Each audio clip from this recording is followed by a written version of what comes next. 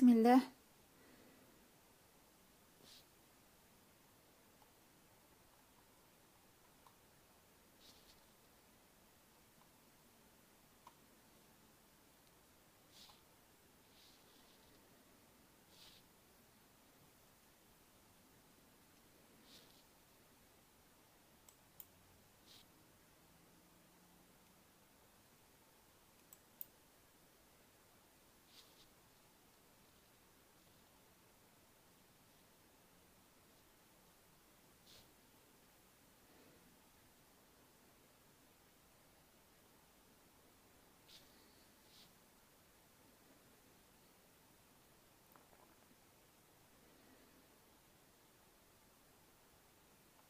Bismillah ar-Rahman ar-Rahim. Est-ce que le son est bon?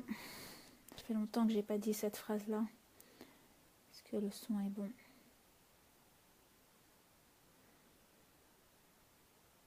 On va attendre un peu.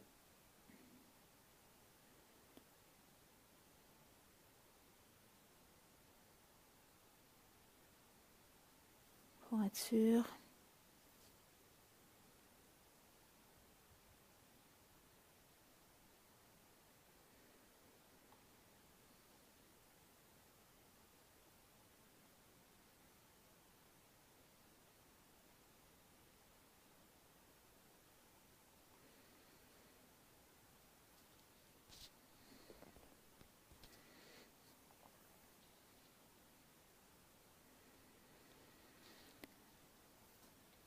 Est-ce qu'on peut me dire si le son est bon, afin que je puisse commencer, Inch'Allah Ta'ala?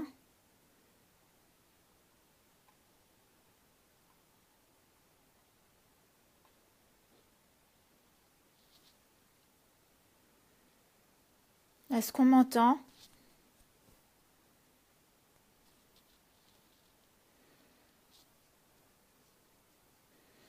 أعوذ بالله من الشيطان الرجيم بسم الله الرحمن الرحيم بسم الله والصلاة والسلام على أشرف المرسلين سيدنا محمد صلى الله عليه وسلم ومن تبعه بإحسان إلى يوم الدين اللهم اشرح لي صدري ويسر لي أمري واحلل عقدة من لساني يفقه قولي. Est-ce qu'on peut me dire si le son est correct et si on m'entend? Est-ce que le son est bon?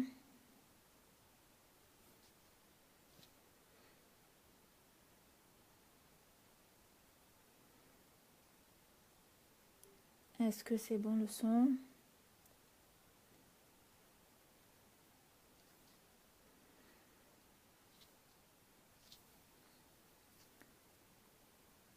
Allô?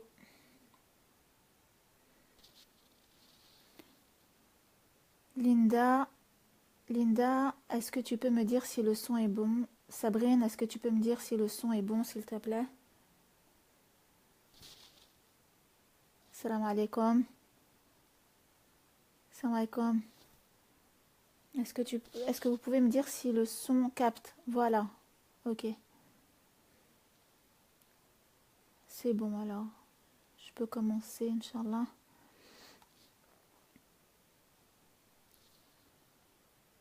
Ok, on entend bien, parfait. Salam alaikum. Salam alaikum. Donc, بعد أعوذ بالله من الشيطان الرجيم بسم الله الرحمن الرحيم. Déjà, salam wa rahmatullah. Je voulais faire cette vidéo en direct de mon ordi, mais premier obstacle, j'ai dû reprendre le téléphone pour faire ce direct parce que je n'ai pas du tout réussi à faire le direct à partir de mon ordinateur. Je sais pas, je dois encore apprendre à faire des choses dessus, Inch'Allah. Donc voilà, ça fait déjà plus de 30 jours que je n'ai plus utilisé mon téléphone portable et que je n'ai pas visité les réseaux sociaux ni utilisé Internet. Alors, qu'en est-il du bilan? Et qu'est-ce que cette expérience de Digital Detox m'a apprise et apporté? Ça va être donc l'objet de ce direct, Inch'Allah. Salam alaikum Sarah, salam alaikum Hanan, Salam alaikum, frère Youssouf. Bismillah. Alors, je commencerai par une citation de Platon qui dit qu'il n'est pas pire esclavage que celui dans lequel on ne sent pas le poids des chaînes. Il n'y a pas pire esclavage que celui dans lequel on ne sent pas le poids des chaînes. Et j'ai pris conscience il y a 30 jours d'avoir été comme pris dans un piège et j'ai ressenti le poids de ces fameuses chaînes. Et j'ai donc pris conscience de m'être moi-même enfermée dans une sorte de piège dans lequel je me serais moi-même finalement, personne ne m'a contraint. Et on va voir finalement est-ce qu'on est, on est contraint ou pas d'utiliser le téléphone. Donc je suis rentrée dans une sorte de cercle vicieux qui bouffe ton temps, ta santé et j'en passe. Et c'est donc l'objet du thème de ce soir.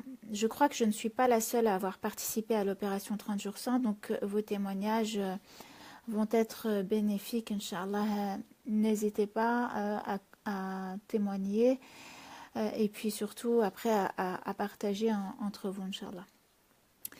Alors, pour info, je m'appelle Myriam Lardal, j'ai 42 ans, je suis mariée et maman de 2 ados, je suis conseillère conjugale et coach en développement personnel. Et je suis également auteure et j'écris donc des bouquins sur la vie de couple et le mieux-être et j'essaye à travers mes écrits de prôner un retour à l'essentiel. Et je pense que ce défi de 30 jours sans a été influencé par ce profond besoin d'essentiel. Et qu'est-ce qui est essentiel finalement dans nos vies et qu'est-ce qui est de l'ordre du superflu? Alors tous ces tapages médiatiques, ces débats politiques, ces scandales que j'ai laissés il y a ça 30 jours, ce mélange de vrai et de faux à ne plus savoir, tout ça pourquoi au fond? Alors nous vivons dans une époque hyper médiatique, une époque qui utilise les mots, les images et la pensée dans ce qu'elle peut avoir de plus bavard. Et tous ces bavardages nous étourdissent et nous embarquent dans ce qu'on appelle l'abstraction. C'est quoi l'abstraction? C'est l'hors de l'ici et maintenant, hors du réel, hors de ton présent à toi. Et s'enchaînent à toute vitesse les nouvelles, elles finissent toutes par se valoir ou par se contredire comme si finalement on ne sait plus faire la différence entre le bon grain de l'ivraie. Alors comment s'y retrouver? Mais moi j'irai plus loin, c'est comment finalement, c'est ce que j'ai voulu faire en arrêtant le téléphone, c'est comment se retrouver.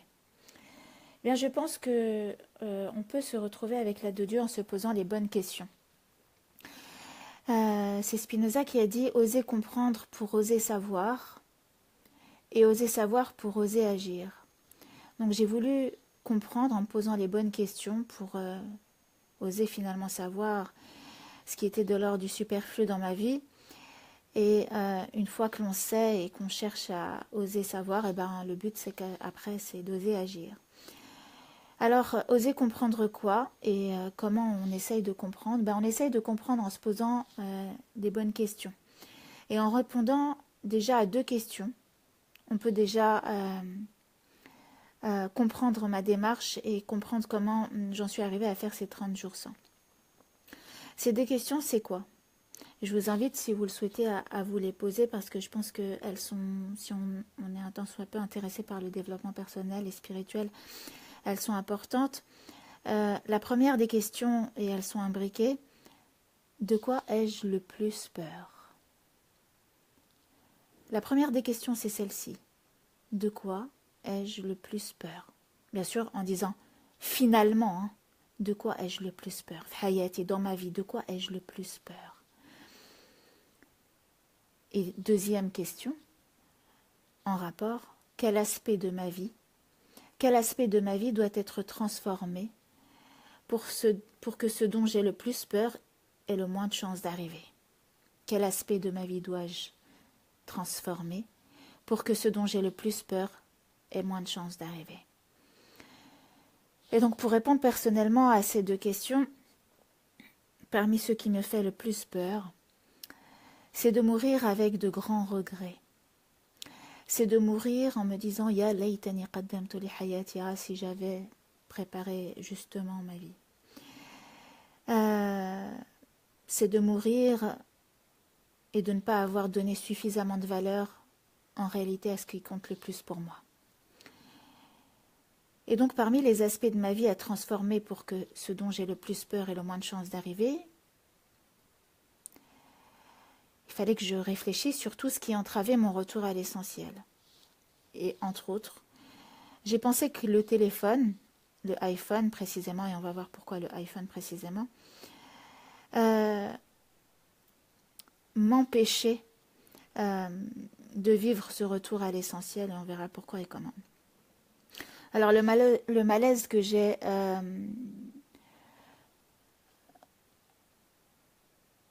alors le son, est-ce que le son c'est bon? Est-ce que le son est bon?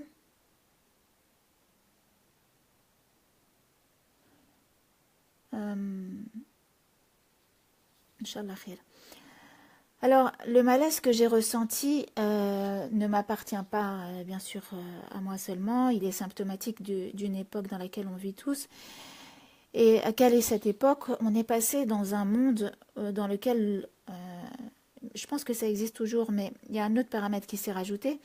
On est passé donc d'un monde dans lequel le plus gros mangeait les plus petits, on disait que les plus gros mangeaient les plus petits, et on serait passé à un monde dans lequel les plus rapides mangeraient les plus lents. Et donc, au jour d'aujourd'hui, l'expérience qui est la plus valorisée, gratifiée, et celle à laquelle on nous invite tous les jours, c'est celle de l'accélération. On nous demande toujours d'avoir le pied sur l'accélérateur. Alors si je reviens à ma première des peurs qui est de quoi ai-je le plus peur, et ça serait celle de mourir avec des regrets, normalement l'accélération ça devrait être top pour moi en me disant finalement tu perdrais pas de temps et tu devrais profiter de cette tendance-là. Sauf qu'on va voir que l'accélération c'est un piège et on va voir qu'en réalité cela ne nous fait pas gagner plus de temps que cela. Alors à vouloir tout voir, tout savoir, tout dire vite et de suite, je vais très vite m'apercevoir qu'on passe à côté de l'essentiel, cet essentiel qu'aime rappeler le petit prince invisible pour les yeux. Wallahu alam. Et dans le mot essentiel, il y a le préfixe latin qui est es, qui veut dire être. Et dans cette accélération, on n'a plus le temps d'être finalement. Il faut faire, avoir, savoir, faire, avoir, savoir, mais être, on n'a plus trop le temps finalement. Et j'aime particulièrement la définition d'Elsa Godard, qui a écrit un super livre sur les téléphones portables. Alors oui, parmi les choses que ce 30 jours sans m'a permis, c'est que j'ai pu lire, là j'ai compté ça tout à l'heure, finalement, j'ai pu lire 6 livres, subhanallah. Et des livres de 200 voire 300 pages pendant cette période-là. Donc oui, il y a aussi cet intérêt d'arrêter le téléphone portable. On revient vers les livres. Et donc j'ai essayé de lire des livres qui concernaient le défi pour me conforter dans l'idée que j'étais bien dans le bon chemin. Et elle a écrit un livre qui s'appelle « Je selfie, donc je suis ». Qui est vraiment pas mal. Je ne sais pas si c'est dans celui-là qu'elle dit cela. En tout cas, j'ai lu pas mal d'articles d'Elsa Godard. Et il y a une phrase qui m'a beaucoup plu d'elle. Elle parle de l'essentiel. Et qu'est-ce qu'elle dit au sujet de l'essentiel? Elle dit « L'essentiel, c'est l'un, par opposition au multiple. L'essentiel, c'est l'indivisible en soi, ce dont on ne peut pas faire l'économie si l'on veut être soi. L'essentiel, c'est l'un, par opposition au multiple, c'est l'indivisible en soi, ce dont on ne peut pas faire l'économie si l'on veut être soi. Et j'aime particulièrement cette idée que je trouve vraiment juste et tellement spirituelle. Qu'est-ce qu'elle dit? L'essentiel, c'est un par opposition au multiple. Et si l'essentiel, c'est l'un par opposition au multiple, l'essentiel, c'est le dépouillement. c'est le détachement, c'est le contentement dans ce que tu as plutôt que d'être attiré par ce multiple. C'est le dépouillement, c'est aller vers l'un, l'unique, l'ahadus samad. Donc vraiment, elle m'a beaucoup parlé sa définition de l'essentiel. Surtout quand ce qu'elle dit, de ne plus faire l'économie de soi. Et car c'est en soi qu'on rencontre Allah subhanahu wa ta'ala. Et voilà aussi ce qui a motivé mes 30 jours sans ne plus faire cette économie du soi. Parce que je fais partie de cette catégorie de personnes, je pense que c'est dans la graine et j'essaye de travailler dessus, qui pensent aux autres avant de penser à elles-mêmes et à soi. Et du coup, ça a des conséquences, forcément. Ça a des conséquences dans ta vie, ça a des conséquences sur ta santé, ça a des conséquences dans tes priorités. Et le but, c'est justement, on va voir que sur Terre, il y a des gens qui pensent aux autres avant de penser à eux, et il y a des gens qui pensent à eux avant de penser aux autres. Et on a, et les uns et les autres, à apprendre des uns et des autres. À apprendre de ceux qui pensent à eux avant de penser aux autres qu'il est bien et bon de temps en temps de penser à soi et de ne pas s'oublier. Et puis de ceux qui pensent à eux avant de penser aux autres, il est important aussi des fois de penser aux autres avant de penser à soi. Et donc ça ne fut pas si simple que ça. Et on va voir en quoi ai-je rencontré quelques difficultés. Alors, lorsqu'on a eu l'habitude d'ouvrir, j'ai vraiment envie que vous essayiez d'imager ce que je vais dire, mais je pense que c'est vraiment comme ça que ça se passe, wallahu alam. Lorsqu'on a eu l'habitude d'ouvrir les yeux, les oreilles, la bouche, et de se laisser gaver, eh bien on finit par souffrir de ce qui est appelé l'obésité informationnelle ou surcharge informationnelle. Alors, c'est quoi cette obésité informationnelle et cette surcharge informationnelle? Bien après le fast-food, nous avons habitué nos cerveaux à la fast information, vite et court. Et dans ce vite et court, on souffre aussi très souvent, sans le savoir, d'intoxication en rapport avec, si vous avez bien compris, l'intoxication alimentaire. Et là, ça serait une intoxication informationnelle. Et c'est donc pas sans difficulté que je vais mettre tous mes sens à la diète. Et mes sens, donc mes yeux, mes oreilles, ma bouche, sont habitués à cette surconsommation d'infos. Et donc la première étape, je l'ai appelé le vide. J'ai dans un premier temps réappris à faire le vide.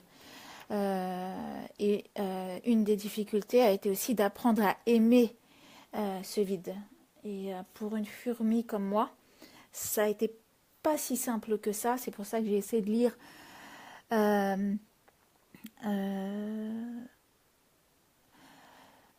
des bouquins qui me confortaient dans l'idée que j'étais en train de pas finalement perdre mon temps.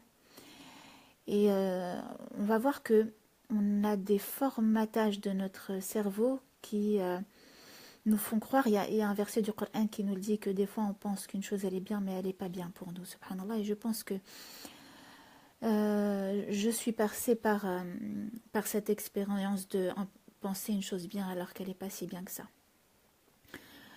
Alors, donc j'ai dit que je me lançais dans 30 jours sans téléphone, mais me concernant, ce n'était pas tant les conversations téléphoniques qui allaient me manquer, parce que finalement, in fine, je n'appelais pas grand monde au grand drame de ceux qui me le reprochent, et mes appels étaient plutôt courts et concis, et pratico-pratiques.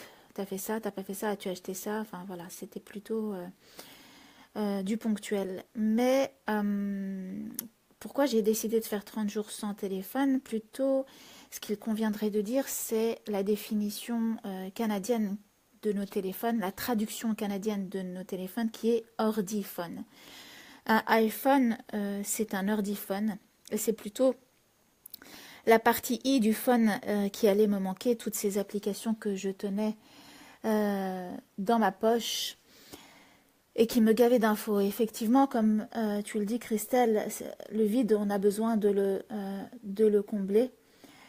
Mais avant de le combler, je pense, wallahu alam, de ce que j'ai compris, il faut d'abord apprendre à vivre avec. Et après, réfléchir sur quoi mettre. Parce que sinon, on va très très vite repartir dans une autre... allez, je vais employer le mot. Drogue ou dans une autre forme de narcotisation. Alors, donc voilà, quand j'ai dit que j'allais faire 30 jours sans téléphone, c'est plutôt 30 jours sans iPhone. Et donc faire la diète de toutes ces applications qui me gavaient d'infos, qui stimulaient mes neurones à tout va. Et il fallait que j'apprenne à faire sans, en sachant que nos synapses réclament leur shoot d'actualité et de news et de stimuli quand on les a habitués depuis tant d'années. Alors, tant d'années, ça donne quoi? Moi, je peux dire que normalement, j'ai vécu la moitié de ma vie sans. Mais c'est très dur de me rappeler comment c'était sans. Ça a été très dur de me rappeler comment c'était sans. Comment je faisais sans. Et c'est ce que j'ai voulu me prouver. Ouais, on peut dire ça parce que c'était un défi. Ai-je être capable de m'en passer et de faire sans? Et au-delà d'un sentiment de privation, je voulais me dire, est-ce que tu vas reprendre plaisir et est-ce que tu vas prendre du plaisir à faire sans? Quels vont être les avantages? L'idée, c'était que, oui, bien sûr, pendant les vacances, finalement, j'ai déjà expérimenté le truc pendant les vacances, là où dans des endroits où ça ne captait pas. Mais là, je voulais me dire, dans ta vie au quotidien, toutes ces habitudes que tu as, ces tocs, ces réflexes que tu as autour de l'iPhone, est-ce que tu vas parvenir à t'en défaire? Et donc, on va voir les difficultés puis, que j'ai rencontrées, mais aussi les avantages que je vais trouver à ce défi. Alors, au départ, autour de moi, la majorité, c'est ça qui m'a fait bien rire, pensait facilement pouvoir s'en passer. Alors, je précise bien sûr que oui, il y a des gens qui n'étaient pas, qui ne sont pas aussi dépendants de l'outil comme moi j'ai pu l'être, et donc ce défi ne leur parle pas du tout, et le but c'est pas que ça parle à tout le monde bien sûr. Mais je parle de mes proches qui me font bien rire et qui me disent pouvoir s'en passer.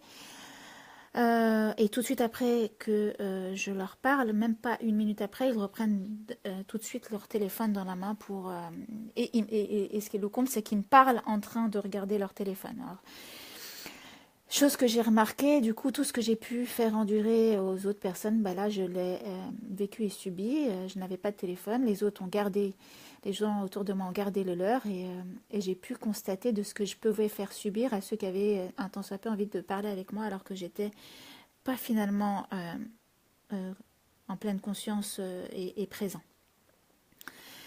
Car il est dur effectivement d'admettre que ce boîtier prend énormément de notre temps et que l'on peut y être addict. Alors en faisant des recherches, j'ai ça et là drainé quelques infos. Il faut savoir qu'en Chine, donc c'est les premiers fabricants, les chiffres officiels, il y a plus de 33 millions de cyberdépendants. Alors, pourquoi cyberdépendants? Et pourquoi donc on devient d'autant plus dépendant de tout ce qui est cyber si c'est dans notre poche? Voilà, c'est que ça a pris, Internet a pris le pas et le pli dans nos vies parce qu'on le transporte partout.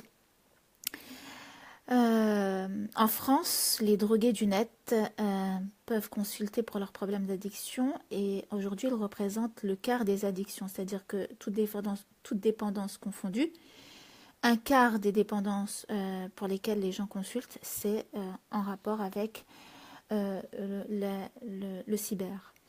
Alors pourquoi je parle du net plus que du téléphone? Pourquoi ça s'appelle iPhone? Parce que c'est d'abord des internet phones.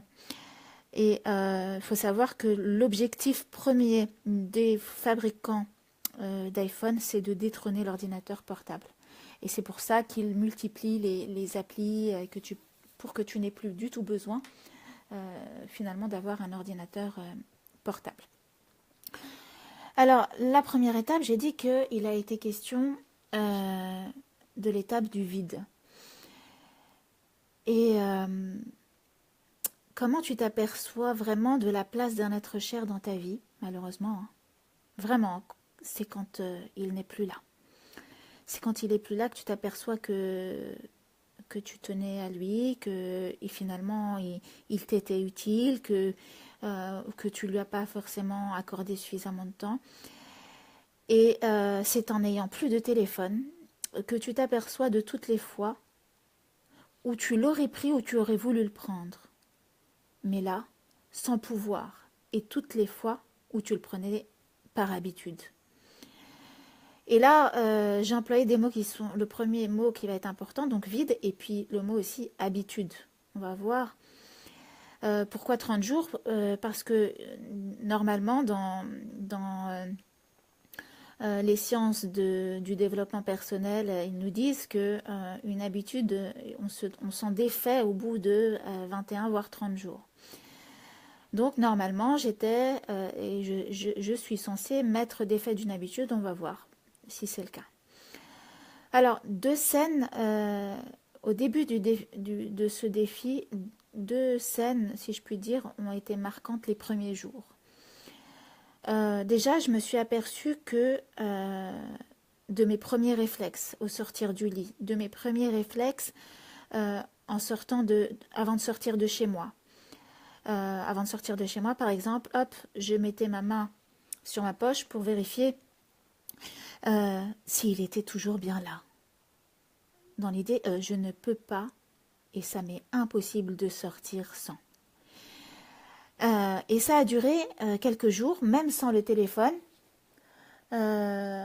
J'ai continué à mettre ma main à la poche comme un tic et comme un sentiment d'amputation, comme s'il me manquait quelque chose presque qui faisait partie de mon corps, de vital. Donc ce qui était intéressant, c'est que finalement, le fait de ne pas avoir un téléphone, j'étais consciente j'étais pas en mode pilote automatique, j'étais consciente je suis en train de fermer la porte, j'appelle l'ascenseur, j'étais consciente de mes faits et gestes. Chose qu'on ne sait plus faire une chose à la fois avec le téléphone et le fait, et c'est Internet qui nous a construit, enfin modelé dans cette façon de faire, c'est d'ouvrir plein de pages en même temps, de regarder plein d'infos en même temps. Ça nous a fait ne plus savoir faire une chose à la fois. Et moi, j'ai cru que c'était un avantage. J'ai cru que c'était cool. Parce que j'ai cru que ça répondait à cette fameuse peur du regret de perdre mon temps et de ne pas avoir... Mais non, en fait, on va voir. Enfin, pour moi, hein, je parle personnellement. C'est pas si top que ça. Alors, par exemple, l'autre réflexe, c'est que quand j'appelais l'ascenseur, ça c'est quand même un truc de fou, c'est quand j'appelais l'ascenseur et qu'il était au -1, et ben, je sortais automatiquement mon téléphone de ma poche, même si je venais de le consulter juste avant de sortir de chez moi. Comme si je ne pouvais pas attendre l'ascenseur et ne rien faire, rien lire, ne pas être stimulé. Alors, par rapport au téléphone, j'ai gardé un téléphone fixe à la maison, mais on va voir que finalement, il n'a pas si sonné que ça et je ne l'ai pas tellement utilisé. Alors, pourquoi et quel est l'inconvénient de cette idée de prendre son téléphone quand on appelle l'ascenseur et de plus savoir attendre à ne rien faire? Eh bien, il y a un inconvénient physique qui peut devenir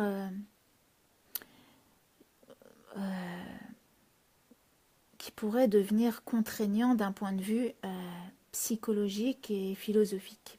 Et c'est quoi le problème? C'est que notre cerveau, quand il a moins d'infos et qu'il ne reçoit pas d'infos, quand il n'a pas d'infos à gérer, à traiter, parce qu'il fonctionne comme ça. En fait, notre cerveau, il fonctionne comme un ordi. C'est très malin. Donc notre cerveau, il fonctionne comme un ordi et quand il ne reçoit pas d'infos, qu'est-ce qu'il fait? Eh bien, il en profite pour faire du tri. avec ce que tu possèdes déjà. Chose que les temps modernes nous empêchent de faire. Faire le tri dans notre tête. Faire le tri, eh bien, normalement, c'est vital pour tous ceux qui, comme moi, veulent un retour à l'essentiel. Tous ceux qui, comme moi, veulent ne plus avaler tout cru. Tous ceux qui veulent prioriser et trouver l'harmonie. Et être toujours connecté empêche cela. Toutes nos applis, toutes les notifications, qu'est-ce que ça provoque? Eh bien, cela nous maintient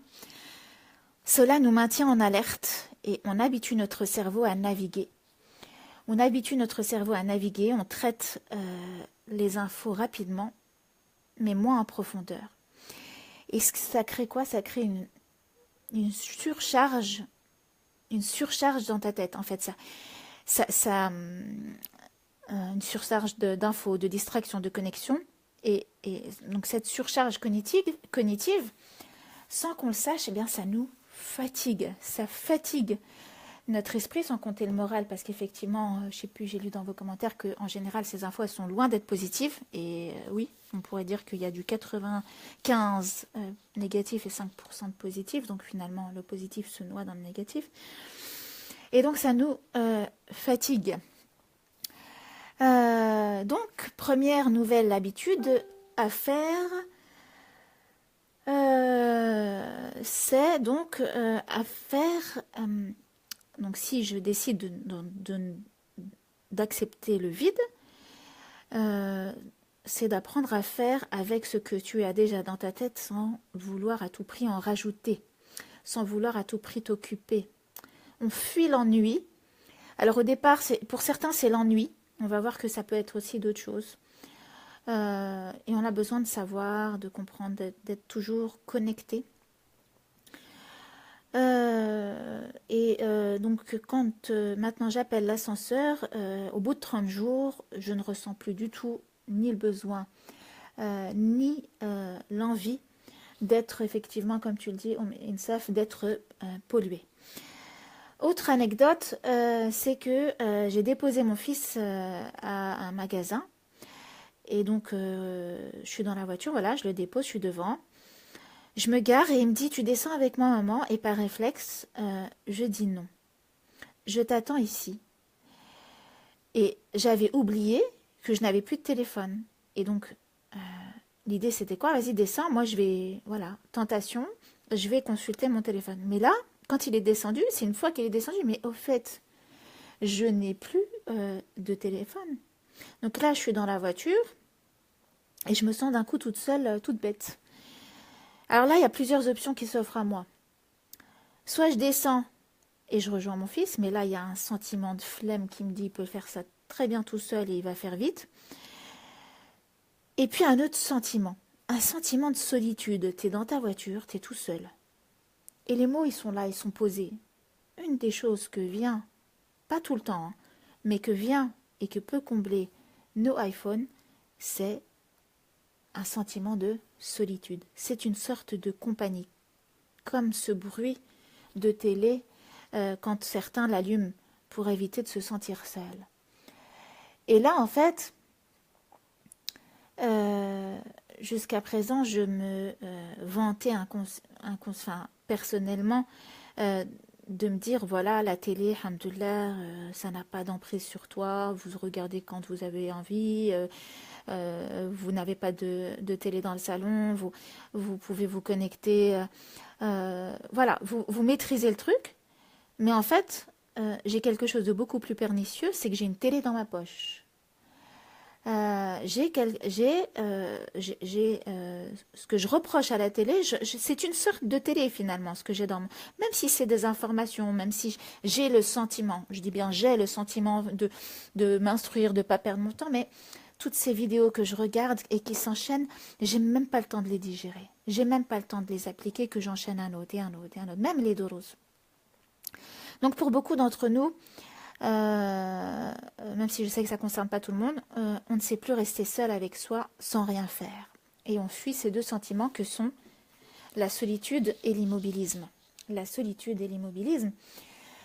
Je suis désolée, en plus on est dans la bonne période, c'est ce qu'allait rechercher le prophète sallallahu alayhi wa sallam dans la grotte de Hira. La solitude et l'immobilisme. Être seul face à toi-même et et ne rien faire, si ce n'est être là, penser, méditer, être connecté. Et là, dans la voiture, alors que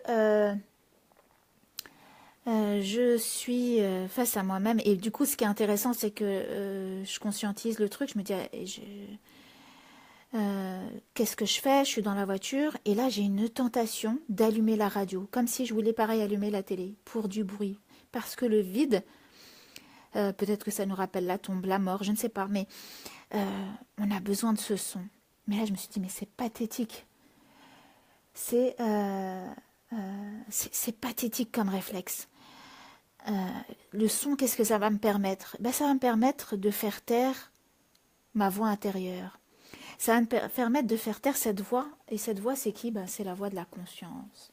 Alors oui, je suis d'accord que des fois, elle peut être oppressante, fatigante, cette voix, de tout le temps nous dire non, non, non, non.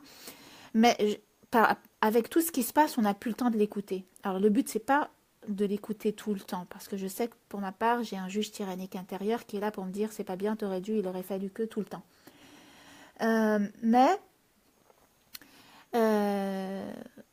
on ne nous laisse plus du tout être en tête à tête avec cette conscience. Donc les 15 premiers jours, j'ai voulu apprendre à faire le vide, à écouter ce qui se trame en moi, à être face à ma vie, aux années vécues, face à moi-même, face à mes priorités, face à mes fonctions en tant que rôle de maman, d'épouse, de membre de ma communauté. On occupe, comme vous l'avez vu dans PS Retour à l'essentiel, 12 fonctions sur Terre, et moi j'ai une tendance parce que j'ai été aussi élevée comme ça, et que j'ai eu entre autres un papa qui a priorisé la communauté sur ses besoins personnels. Et l'idée, c'était pareil, profiter de ces moments-là pour me dire, oui, la communauté, parce qu'en réalité, j'utilisais beaucoup Facebook et ces applications WhatsApp, parce qu'on va parler aussi de WhatsApp rapidement, pour me connecter à ma communauté. Mais l'appartenance à la communauté, c'est la 11e fonction qu'on occupe sur Terre, et qu'il y en a 10 autres avant. Donc, c'est ma 12e fonction. Donc, même si elle est importante, il ne faut pas qu'elle prenne tout l'espace. Par rapport à mon téléphone fixe, ça n'a pas si sonné que ça. Je pensais que ça allait... alors déjà, il a fallu, après avoir décidé du défi, de recopier les numéros. Mais allais-je recopier les 300 ou 400 numéros de téléphone qui sont dans mon répertoire? Eh bien non. Donc il a fallu que je fasse un tri de personnes que j'étais ou que j'allais censée avoir besoin de téléphoner. Mais on s'aperçoit très vite que ça, c'est la vie qui décide de quand et de qui as-tu besoin de téléphoner. Donc je vais m'apercevoir que des fois il y a des numéros que j'ai pas, que je vais devoir demander à Meher. Donc les gens sont habitués, et moi la première, à communiquer par SMS et messages WhatsApp. Et c'est quoi ces SMS? C'est des messages qui sont rapides et brefs. Salam, ça va, juste une pensée, un mot pour toi, donc c'est rapide. Alors que si tu décides d'appeler quelqu'un sur son téléphone fixe, normalement tu vas prendre peut-être plus de temps. Eh bien, même de ces petits shoots, de ces petits mots, on est dépendant.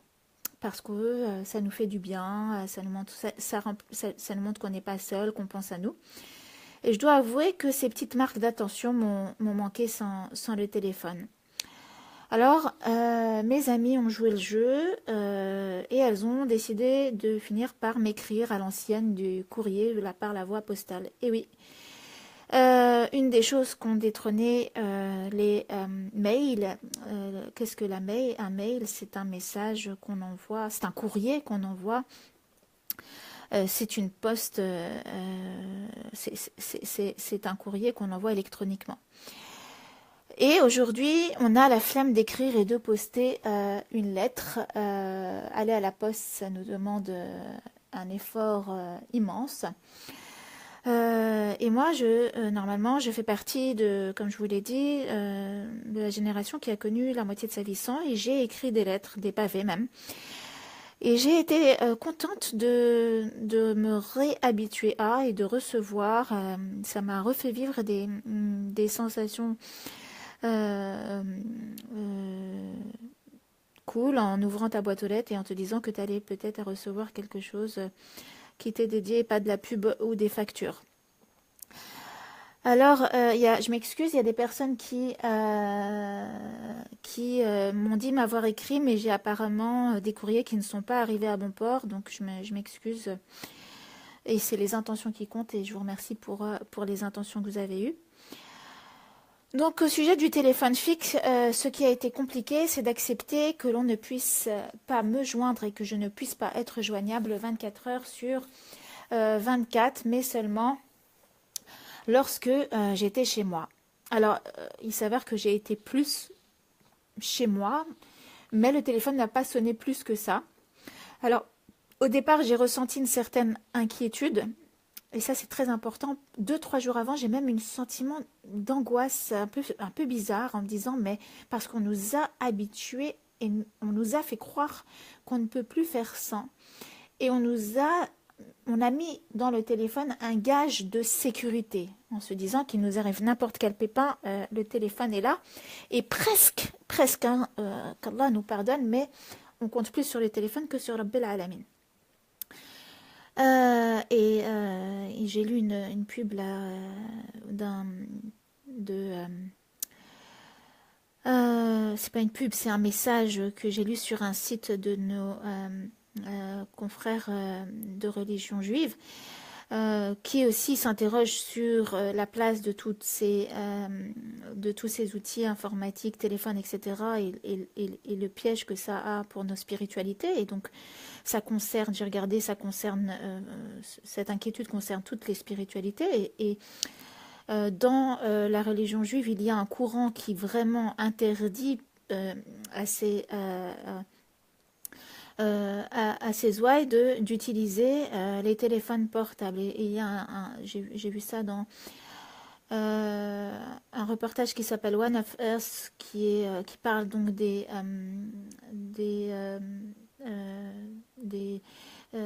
juifs qui vont fréquenter un certain courant de pensée dans leur religion.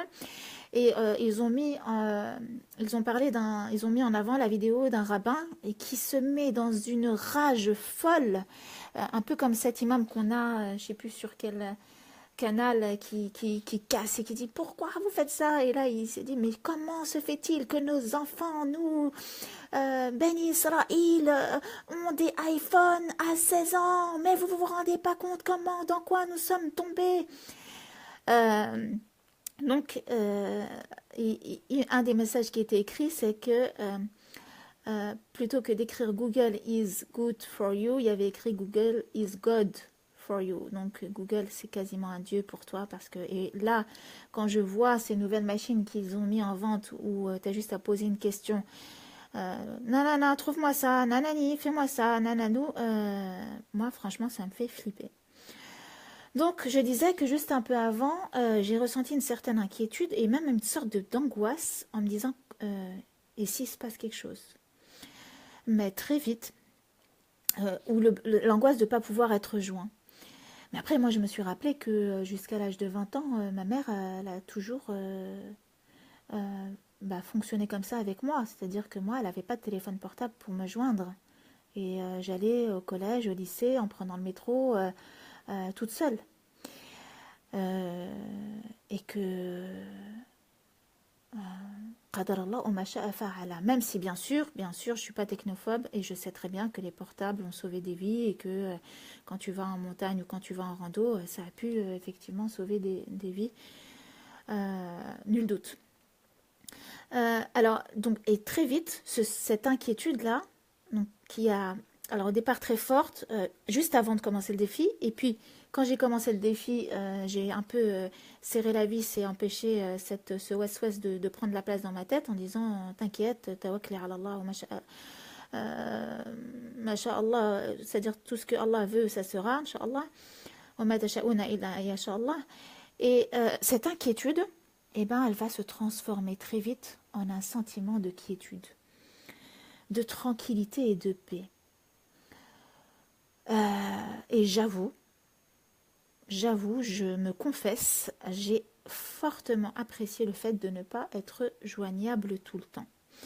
J'ai apprécié ne pas flipper que mon téléphone sonne alors que je suis dans un lieu, ne plus flipper que mon téléphone sonne parce que j'étais plutôt tête en l'air alors qu'il est dans un lieu où il n'est pas censé sonner, comme à la biblio ou peu importe, et au cinéma, et je me suis sentie finalement allégée alors que je pensais que ça allait être très lourd. Donc, l'idée qu'on peut se poser et la question qu'on peut se poser, c'est que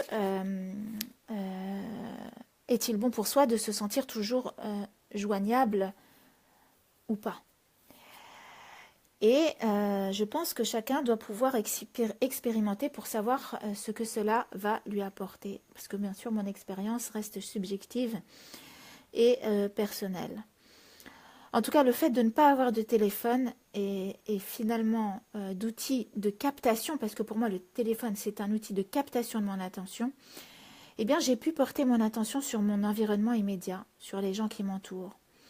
Et j'ai vu l'ampleur de quoi? Déjà de l'hyperconnectivité des gens. Dans les salles d'attente, sur les quais de gare. J'avais envie de filmer. J'avais envie de filmer et de montrer, mais regardez où on en est. Dans les trains, à la caisse des supermarchés. Et là, je me rappelle avoir ressenti le malaise. C'est comme si la vendeuse, c'est un robot. On la déshumanise. On la salue à peine et on prend nos courses et on se casse. À table, en famille, les enfants ne jouent plus entre eux, entre amis. Et en fait, toutes les discussions sont constamment interrompues. Constamment interrompues, soit par des messages avérés, soit par des coups d'œil sur les téléphones. Tu sens que l'autre, il ne peut plus rester avec toi sans jeter un coup d'œil. Même si c'est furtif, il décroche un peu. Et ça coupe la spontanéité, ça coupe l'échange. Et en fait, tu es sans cesse interrompu, sans cesse perturbé. Et c'est ce que j'ai ressenti, moi qui alors n'étais plus connectée. Et d'ailleurs, je vous invite à remarquer que c'est très souvent les téléphones qui ralentissent les étudiants dans l'écriture de leur mémoire. Je vais aller loin. C'est comme un animal qui remue la queue pour dire regarde-moi, occupe-toi de moi. Et d'ailleurs, au Japon, il y a des applis téléphoniques qui remplacent, ça existait hein, il y a plusieurs années de ça, qui remplacent un animal de compagnie. L'iPhone, ça a fêté ses 10 ans déjà, subhanallah.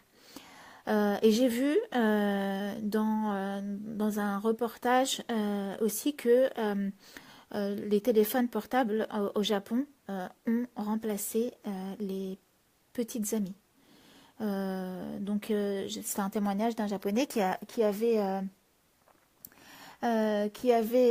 rompu avec sa petite amie et qui du coup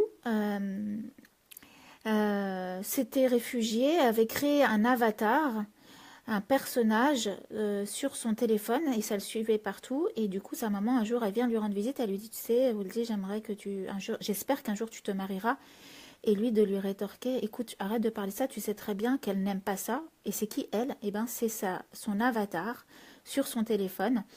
Un avatar, ça vient du mot, c'est lié à la spiritualité hindouiste. C'est lié à un dieu ça veut dire un dieu qui descend. Et donc, ce serait un personnage qui descendrait sur la toile. Et la toile, je trouve que le mot est bien juste parce qu'on est vraiment pris dans cette toile. Alors le thème c'est de ce soir-là, c'est, je vous parle de l'expérience donc je viens de vivre, à savoir que j'ai vécu 30 jours sans téléphone ni internet et j'explique ce que ça m'a apporté.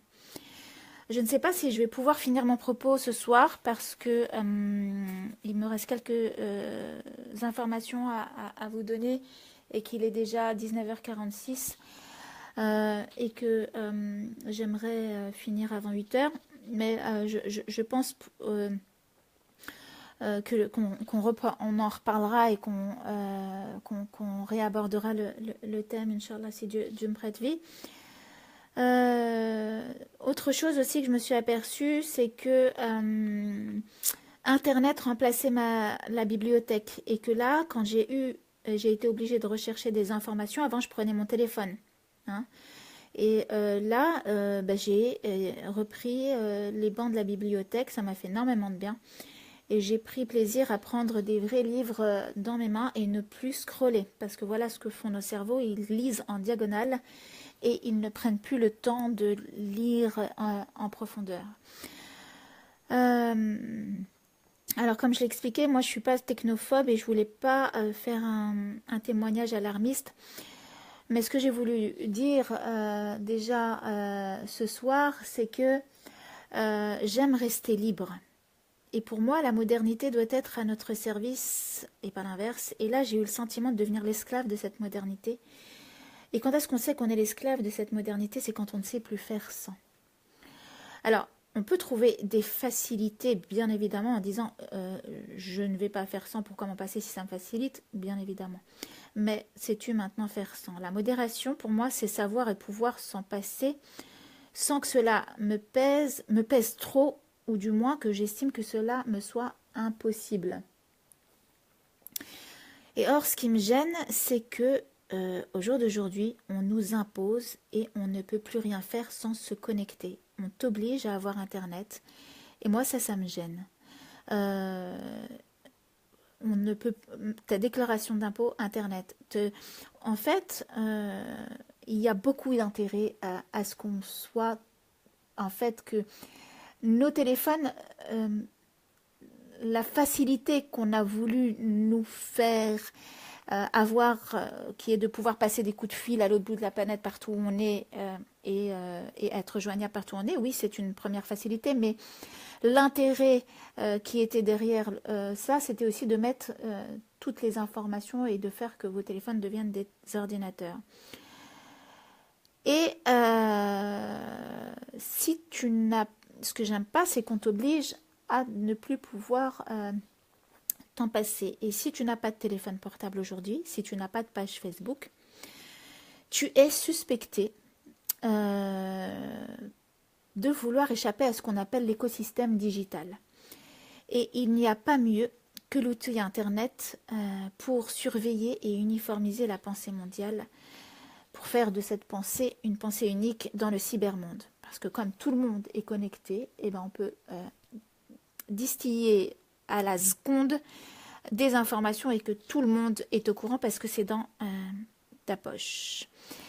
Et combien sont ceux qui ont pleuré? J'ai vu un comme là sur le mur. Combien sont ceux qui ont pleuré des larmes de sang après avoir perdu ou s'être fait voler leur téléphone parce que toute ta vie est dans ton ordiphone. Et d'ailleurs, la preuve aux States, on le savait en Israël, mais aux States maintenant, on te demande ton téléphone à la douane. Et donc, tu n'as plus besoin de faire, dans certains endroits, notamment si tu y habites et si tu as l'habitude de passer du Canada aux States. Et donc, ils n'ont plus besoin de faire une perquisition chez toi. Bah oui, parce que toute ta vie est dans ton téléphone. Pourquoi vont-ils se casser la tête à faire une perquisition?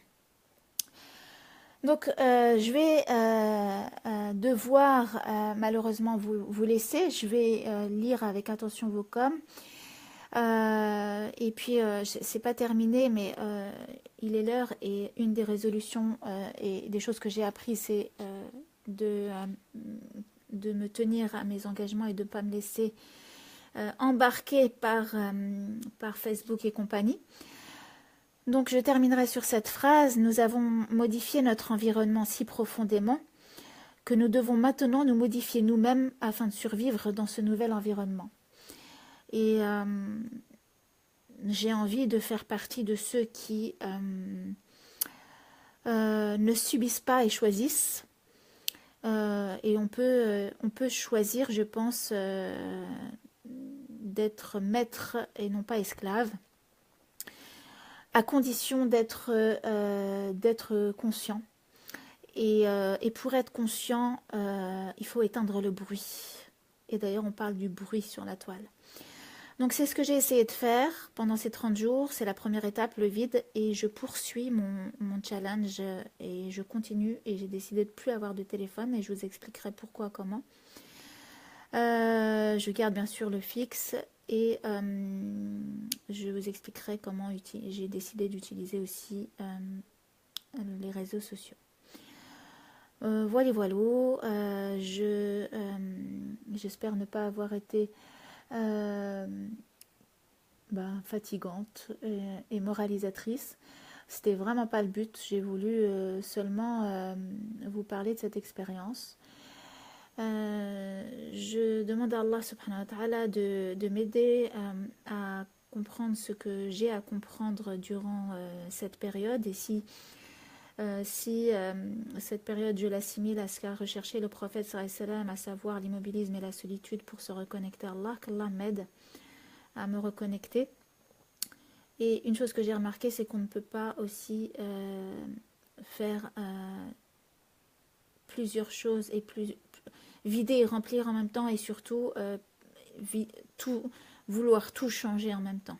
Surtout pour des grands changements comme cela, il faut faire petit à petit. Voilà, fi amanillah, aqawli hada wa astaghfirullah li wa lakum, wassalamu alaikum wa rahmatullah. Je vous laisse communiquer entre vous et puis moi je répondrai à vos messages et je ferai un autre direct quand, je ne sais pas encore, al-ilmu lillah, mais dans les jours qui viennent. Assalamu alaikum wa rahmatullah.